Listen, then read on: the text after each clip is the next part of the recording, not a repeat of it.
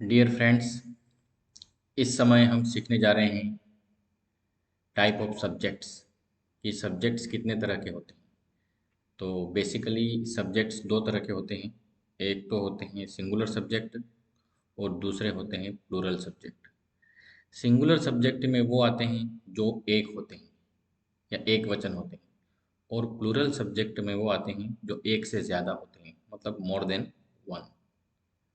तो सिंगुलर पहले देखते हैं हम। सिंगुलर में जैसे ही, शी, इट, कोई नेम जैसे कि राम, मोहन, जॉन, सीता, कोई भी नेम हो सकता है। एंगर, गुस्सा, ऑनेस्टी, ईमानदारी, ये एब्स्ट्रैक्ट नाउन है। एंगर और ऑनेस्टी, जिसको हम भाववाचक संज्ञा भी कहते हैं, तो ये भी सिंगुलर नाउन में काउंट होता है। गोल्ड, जैसे कि गोल्ड एक मेटल है, तो गोल्ड की तरह सिल्वर है, आयरन है, और भी कोई मेटल हो, वो सारे सिंगुलर कहलाएंगे। नेक्स्ट है मिल्क। मिल्क मतलब दूध होता है। दूध एक लिक्विड है, तो मिल्क की तरह ऑयल है, वाटर है, इंक है, ये सभी लिक्विड सिंगुलर कहलाएंगे। जैसे कि राइस है, ये एक मटेरियल है। राइस के अलावा वीट ले सकते हैं अपन, या सैंड ले सकते हैं, कोई सॉइल ले सकते हैं। ये सारे सिंगुलर होंगे क्योंकि ये मटेरियल है, इससे कुछ और चीज़ बनाने के लिए काम में लिया जाता है। योर ब्रदर मतलब आपका भाई, यहाँ पे सिंगुलर है, पीछे एस नहीं है। हिज ब्रदर, ये भी सिंगुलर है क्योंकि पीछे एस नहीं है। This, T H I S, this, T H A T, that. News, army. Army soldiers का ग्रुप है। अब ग्रुप होता है वो भी हमेशा सिंगुलर कहलाता है, चाहे उसमें कितने भी सोल्जर हों, मतलब ये एक तरह से कलेक्टिव नाउन है। क्लास, क्लास है वो स्टूडेंट्स का ग्रुप है। अब क्लास के अंदर कितने भी स्टूडेंट्स हों, 10 हों, 20 हों, 50 हों, 100 हों, लेकिन वो क्लास के रूप में सिंगुलर कहा जाएगा क्योंकि वो एक कलेक्टिव नाउन है। जैसे कोई सब्जेक्ट के नेम है, जैसे कि मैथ्स, जिसके पीछे ऑटोमेटिक एस आ रहा है, इसलिए फिर भी ये सिंगुलर ही कहा जाएगा। या कोई बीमारी का नाम है जैसे कि मम्प्स, ये भी सिंगुलर है। तो फ्रेंड्स, जो भी सिंगुलर होते हैं उनके साथ जो एक्शन वर्ड काम में ली जाती है या हेल्पिंग वर्ब काम में ली जाती है, वो भी सिंगुलर होती है। जैसे कि ये जितने भी ऊपर सिंगुलर हमने दे रखे हैं, उन सारे सिंगुलर्स के अंदर हम इज या वाज या हैज़ या गोज या कम्स या डज, इनका यूज़ कर सकते हैं। आइए अब देखते हैं प्लूरल सब्जेक्ट्स। तो प्लूरल सब्जेक्ट्स में वी अर्थात हम, दे अर्थात वे, यू अर्थात तुम या आप, मतलब यू मतलब सामने वाला इंसान एक हो या एक से ज़्यादा हो, वो हमेशा प्लूरल ही कहा जाएगा। अगर हमने यू लिख दिया है तो यू प्लूरल में काउंट होता है। योर ब्रदर्स, यहाँ पे ब्रदर के पीछे एस है, इसलिए ये एक नहीं है, एक से ज़्यादा है। हिज ब्रदर्स, यहाँ पे भी ब्रदर ब्रदर के पीछे एस है, that's why it is plural. T H E S E, these, ये प्लूरल है। T H O A C, those, ये भी प्लूरल है। नेम्स, नेम्स का मतलब है कि एक से ज़्यादा नाम, जैसे कि राम एंड श्याम, राम और श्याम, ये भी प्लूरल है। पीपल, लोग, लोग हमेशा प्लूरल ही होते हैं क्योंकि लोग एक व्यक्ति के लिए नहीं आता, एक से ज़्यादा होते हैं उनको ही लोग कहते हैं। तो लोग या पीपल जो है वो प्लूरल है। शूज़, जूते, ये पेयर में होते हैं इसलिए ये भी प्लूरल होते हैं। गॉगल्स, पहनने के जो आँखों पे हम पहनते हैं गॉगल्स, वो भी प्लूरल होते हैं। तो ये जितने भी वर्ड्स हमने यहाँ पे दे रखे हैं उन सबको प्लूरल की तरह काउंट किया जाता है। तो हमको ये माइंड में फिट कर लेना है कि जैसे ये वर्ड आए तो हमको प्लूरल एक्शन या हेल्पिंग वर्ब का यूज़ इसके साथ करना है। आइए नीचे देख लेते हैं कि ये अगर प्लूरल वर्ड आ जाते हैं तो उनके साथ क्या क्या फिट होता है। तो यहाँ पे हमको क्लियर दिख रहा है। प्लूरल आते हैं तो आर लगा सकते हैं, वर लगा सकते हैं, हैव लगा सकते हैं, गो लगा सकते हैं, कम लगा सकते हैं और डू लगा सकते हैं। लेकिन ये जो भी प्लूरल दे रखे हैं उनके साथ ये सिंगुलर वाले कोई भी हेल्पिंग वर्ब काम में नहीं ले सकते हैं, और न ही इन सिंगुलर के साथ ये प्लूरल फिट हो सकते हैं। जैसे कि एग्जाम्पल के लिए, जैसे ही आया तो ही के साथ इज आ सकता है लेकिन आर नहीं आ सकता है। वैसे ही के साथ वॉज आ सकता है लेकिन वर नहीं लगा सकते। वैसे ही के साथ हैज़ आ सकता है, हैव नहीं आ सकता है। ही के साथ गोज आ सकता है लेकिन गो नहीं आ सकता है। वैसे ही के साथ कम्स आ सकता है, मतलब एक्शन वर्ड के पीछे एस है, तो ही के साथ कम्स आ सकता है लेकिन ही के साथ अकेला कम नहीं आएगा। ही के साथ डज आ सकता है लेकिन डू नहीं आएगा। तो ये खास बातें हमको ध्यान रखनी है। अब एग्जाम्पल के लिए हम वी ले लेते हैं कि वी के साथ अगर हमको कुछ भी हेल्पिंग वर्ब या एक्शन वर्ड सिलेक्ट करना है या राइट करना है तो कौन सा सूटेबल होगा। तो वी के साथ हम कभी भी इज नहीं लगा सकते हैं, आर जरूर लगा सकते हैं। वी के साथ दे, जैसे वी के साथ अगर हमको वॉज या वर दोनों में से एक सिलेक्ट करना हो तो वी के साथ हम वॉज नहीं ले सकते हैं, वर ही राइट करना पड़ेगा। वैसे ही वी के साथ अगर हैज़ या हैव दोनों दे रखे हों तो हैज़ हैव में से हमको हैव को सिलेक्ट करना पड़ेगा कि हैव प्लूरल है, इसलिए वी के साथ हैव ही फिट होगा। वैसे ही वी के साथ अगर हम को जैसे गोज या गो दे रखा है, उस कंडीशन में अपन को गो सिलेक्ट करना होगा और गोज सिलेक्ट नहीं करना है, गोज उसके लिए गलत है। वी के साथ अगर कम्स और कम दोनों ऑप्शन दे रखे हैं तो कम्स हमको सिलेक्ट नहीं करना है, हमको कम लिखना है, यही करेक्ट होगा। वैसे ही वी के साथ डज और डू दोनों दे रखे हों और दोनों में से हमको एक को सिलेक्ट करना है तो हम डू सिलेक्ट करेंगे, डज को सिलेक्ट नहीं करेंगे।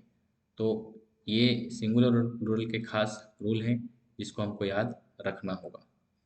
कुछ और बात भी हमको याद रखनी है जो हम इसमें देख लेते हैं कि जो हेल्पिंग वर्ब या वर्ब जैसे कि is, was, has, goes, comes, does, ये सब सिंगुलर के साथ काम में आने वाली हेल्पिंग वर्ब और वर्ब्स हैं। और are, were, have, go, come, do, ये सारी हेल्पिंग वर्ब्स और वर्ब्स जो हैं वो प्लूरल के साथ यूज होती हैं। एक बात और है, डिड और हैड ऐसी हेल्पिंग वर्ब हैं जो सिंगुलर और प्लूरल दोनों के साथ काम में ली जा सकती हैं। तो इस तरह से कोई दिक्कत इसमें नहीं आती है कि डिड या हैड हम सिंगुलर के लिए यूज़ करेंगे या प्लूरल के लिए यूज़ करेंगे। यहाँ पे क्लियरली लिखा है did had used with singular and plural both. Singular और प्लूरल दोनों के लिए डिड और हैड का यूज़ किया जा सकता है। इसलिए कन्फ्यूज़न वाला जो होगा मटेरियल वो इन इसमें से ही हमको याद रखना होगा। यहाँ पे कोई कन्फ्यूज़न नहीं है। यहाँ पे हमको एक फैक्ट याद रखना है कि डिड और हैड सिंगुलर और प्लूरल दोनों के साथ आ सकते हैं। एक बात नेक्स्ट और है, यूज्ड विथ सिंगुलर और प्लूरल। अब यहाँ पर क्या सिंगुलर और प्लूरल के साथ यूज होता है, तो मॉडल्स, जितने भी तरह के मॉडल्स हैं जैसे कि can, could, shall, should, will, would, may, might, must, ought to, dare या और भी कोई मॉडल हो, तो मॉडल सिंगुलर या प्लूरल दोनों के साथ यूज हो सकते हैं। जैसे कैन एक मॉडल है तो वो ही के साथ भी आ सकता है और वी के साथ भी आ सकता है। जैसे ही could, shall, should, will, would, may, might, must, ought to, dare, जो भी मॉडल है, सारे के सारे मॉडल सब सिंगुलर या प्लूरल किसी भी सब्जेक्ट के साथ यूज़ किए जा सकते हैं। इसमें कोई दिक्कत वाली बात नहीं है। तो ये खास बात थी और ख़ास इन्फॉर्मेशन थी कि सिंगुलर और प्लूरल सब्जेक्ट क्या होते हैं और सिंगुलर और प्लूरल सब्जेक्ट के साथ में कौन सी वर्ब या हेल्पिंग वर्ब हम यूज़ कर सकते हैं। इसको माइंड में बिल्कुल फिट करके रखें तो ही आगे के टेंस हो या सब्जेक्ट वर्ब एग्रीमेंट हो, उन चीज़ों को हम तभी सीख सकते हैं जब हम सिंगुलर और प्लूरल के कंसेप्ट हमारे माइंड में क्लियर हो। तो इस चीज़ को हमको बार बार देखना है और प्रैक्टिस भी करना है। तो जो सिंगुलर और प्लूरल हमने अभी रूल सीखे हैं उसकी प्रैक्टिस के लिए हम एक एक्सरसाइज कर लेते हैं। जैसे यहाँ पर एग्जांपल दे रखा है एक्सरसाइज में, ही इज या आर गोइंग दोनों में से क्या राइट है, तो ही इज गोइंग राइट है, ही के साथ आर नहीं आएगा। वैसे ही वी इज या आर दोनों लिखा है तो वी में आर आएगा, इज की ज़रूरत नहीं है, इज वहाँ पे रॉन्ग है। वैसे ही हैज़ और हैव में से क्या राइट होगा, हैज़ ही राइट होगा, हैव राइट नहीं होगा। वैसे ही वी के साथ वी हैज़ गॉन या हैव गॉन, तो वी के अंदर वी हैव गॉन ही राइट होगा, वी हैज़ गॉन राइट नहीं होगा। वैसे ही गोज़ टू स्कूल या ही गो टू स्कूल, तो he goes to school right होगा, क्योंकि ही के साथ एस ई एस आता है, हमने रूल में ऊपर सिखाया है। अगर हम चाहें तो उसको देख सकते हैं कि ही के साथ गोज सिखाया गया है, ही के साथ गो नहीं सिखाया है। वैसे ही के साथ इज सिखाया गया था, ही के साथ आर याद नहीं करना है हमको। तो he goes to school daily आएगा, ही गो टू स्कूल नहीं आएगा। वैसे ही वी के साथ गो आएगा, गोज नहीं आएगा। ये रूल हम टेबल में देख सकते हैं ऊपर जा कर के। जैसे ये वी, तो वी के साथ हमने गो सीखा है, गोज नहीं। तो we we go to school daily, we goes नहीं आएगा। वैसे ही does not go to school आएगा, do not go to school उसमें नहीं आएगा। He does not go to school daily. और वी होगा तो we do not go to आएगा, वी के साथ डू आता है, मतलब प्लूरल के साथ डू आता है, लेकिन सिंगुलर हो तो डज आता है। तो ये चीज़ हमको याद रखनी पड़ेगी, और इस प्रैक्टिस को हम बार बार करेंगे तो ये हमारे माइंड में बिल्कुल फिट हो जाएगी और कोई दिक्कत नहीं आएगी। तो लगातार इसकी प्रैक्टिस करते रहना है हमको। एक और रूल हमने साथ में सीखा था कि रूल जो हम वापस से एक बार देखते हैं, डिड और हेड के साथ सिंगुलर या प्लूरल दोनों के साथ यूज़ हो सकता है। वैसे ही कोई भी मॉडल्स है वो भी सिंगुलर या प्लूरल किसी के साथ भी यूज़ हो सकता है। तो आइए उसका एग्जांपल भी हम देख लेते हैं। जैसे यहाँ पे लिखा है he did not go to school, वह स्कूल नहीं गया था। तो डिड नॉट गो ही के साथ आ सकता है। वैसे ही वही वही डिड हम वी के साथ भी यूज़ कर सकते हैं। तो we did not go to school, हम स्कूल नहीं गए थे। तो ही के साथ भी डिड आ सकता है और वी के साथ भी डिड आ सकता है, मतलब सिंगुलर के साथ भी डिड आ सकता है और प्लूरल के साथ भी डिड आ सकता है। यहाँ पर हमको सिंगुलर प्लूरल से कोई मतलब नहीं होता है। वैसे ही कैन गो टू स्कूल, वह स्कूल जा सकता है, या we can go to school, हम स्कूल जा सकते हैं।